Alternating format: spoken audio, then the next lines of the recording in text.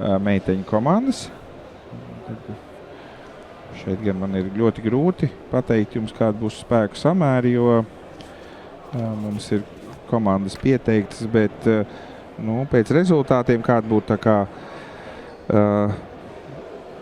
visvairāk saprotam ir, kad Zviedru komanda, Zviedru tīms numur 1 Eriksoni, Gustafsons, Vārdu un Vīman ir 8 minūtes 53 un 17 sekundes, un mūsu labākā komanda Delfīns 9 minūtes 20 un 50, tad gandrīz 30 sekundžu labāk. Bet, apskatīsimies, kāds būs šis sacensību rezultāts. Un meitenes ir priecīgas arī ieraugot sevi ekrānā. Tagad 4x200 stafete.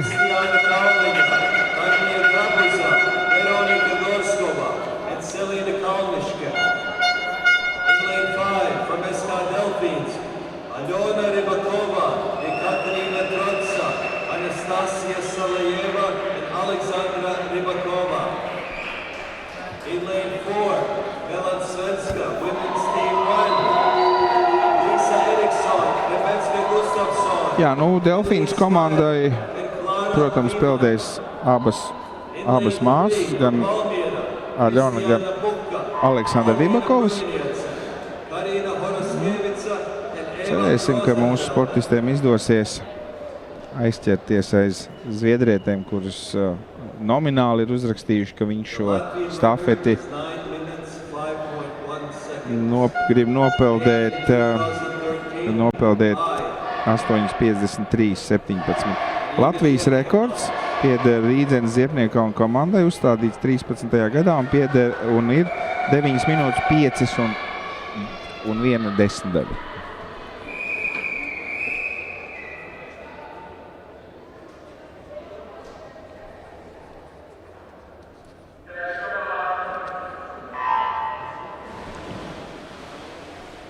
Un starts. Aļona Ribakova ir ātri un labi norēģējuši, un tad mūsu meitenes, mūsu Delfīnas komanda Aļona Ribakova peld 5. celiņā un Zviedrietes 4. Tā droši vien ir galīgi arī noteikti. Ir skaidrs, ka cīņa notiks starp šīm divām komandām, tāpēc, ka viņas abas ir uzrādījušas rezultātu, kas ir zem 10 minūtēm. Savukārt Valmieras komanda, kas peld 3. celiņā, un Jelgavnieces, kas 6. ir pieteikti, kad rezultāts ir virs 10 minūtēm. Un šobrīd Aļona Ribakova ir līdere. Pirmie 100 metri. Pirmie 100 metri, minūte 1 un 42. 7 desmitaļas Aļona ir priekšā Zviedru komandai. Aļona, protams, ir arī viena no mūsu peldētājiem, kas šo 200 metru brīvo stilu var nopeldēt. Mēs redzam, ka Zviedriete lēnām peld klāt. Aļona ļoti, ļoti azartiski un ātri nopeldēja pirmos 100 metrus. Pagrieziens mēs vēl esam līderi. Būs vairs ne. Tomēr rezultāts optiski neizskatījās, bet izskatās, ka vēl joprojām saglabājās mūsu pārsvars vairāk kā 1 sekunde. Un pēdējie 25 metri viņas pirmajā stafetes posmā, 4x200 brīvā stila stafeti, kur Latvijas rekords ir 9:05:10. Pēc tās sportiskās formas, kāda ir arī Aļonas māsai Aleksandrai, mēs varam cerēt, ka viņām izdosies šodien labot rekordu. Tātad pirmais posms nopeldēs 2 minūtes 8 un 11 sekundes. Jā, un kamēr meitenes peld otro posmu, gribēju pastāstīt vēlreiz, ka pavisam nesen 18. aprīlī, kur notiks starptautiskas sacensības Amerikas Savienotajās valstīs, kur arī piedalījās mūsu valmierietis Uvis Kalniņš, Viņš 200 metrus kompleksajā stafetē palika 4., bet pirmie 3 kungi bija Amerikas Savienoto Valstu sportisti, olimpiskie medaļnieki. Un, tas tikai pierāda to, ka Uvis ir starptautiskā apritē ļoti labā līmenī. Un viņš tikai šajā disciplīnā 3,8 sekundes zaudēja pasaules rekordistam Ryanam Lochtem. Lochte arī atpalika no sava labākā rezultāta, un arī Uvis atpalika. Taču jebkurā gadījumā tādās sacensībās, kur mūsu sportists pavisam nedaudz zaudē vadošajiem amerikāņu sportistiem, olimpiskajiem medaļniekiem, vieš cerības, ka Uvis izpildīs normatīvu un varēs normatīvu un varēs piedalīties olimpiskajās spēlēs. 200 metru kompleksajā peldējumā Uvim ir jānopeld šī distance 2 minūtes 4, 2 minūtes 4, un 400 metru kompleksais peldējums ir 4,16. Tā kā, protams, Uvim ir jāuzlabo sev piederošie Latvijas rekordi, lai varētu kvalificēties olimpiskajām spēlēm. Un mēs arī ļoti ceram un novēlam Uvim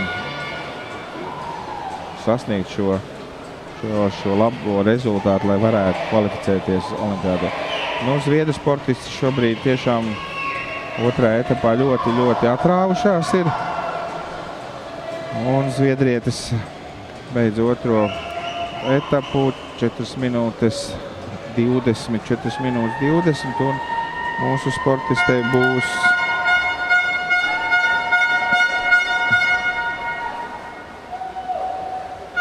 četras minūtes 30. Tad mūsu Delfīnas komandas otrā etapa peldētāja savu etapu ir nopeldējis 2 minūtēs un 22 sekundēs. Aļona Ribakova nopeldēja 2 minūtes 8, un tagad mums ir trešais posms. Zviedrietis projām peld ar lielu atrāvienu priekšā. Delfīnas komandai iespēja pacīnīties par Latvijas rekordu, bet varbūt mēs pēc šī posma redzēsim, kāds būs, par kādu rezultātu jānopeld ir Aleksandrai Ribakovai, lai varētu sasniegt šo Latvijas rekordu. Jā, un Uvis Kalniņš, protams, ir viens no slavenākajiem šobrīd Valmieras peldētājiem. Pirms aizbraukšanas uz Amerikas Savienotajām valstīm, kur viņam universitātē ir treneri, kas ar viņu nodarbojās. Vladimirs Širjājevs bija viņa treneris Valmierā.